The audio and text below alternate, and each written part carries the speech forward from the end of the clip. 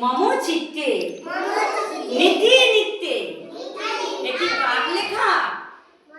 দেখি, বিশ্বকবি রবীন্দ্রনাথ ঠাকুর। মম চিত্তে নীতি নিত্যে কে যে নাচে,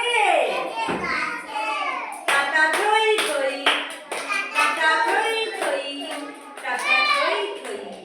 হাসি কান্না হীরা পান্না দোলে ভারে, দোলে ভারে কাঁপে ছন্দ, কাঁপে ছন্দ।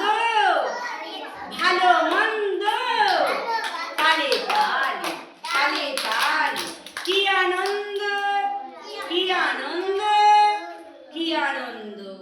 নাচে মুক্তি, নাচে বন্ধ।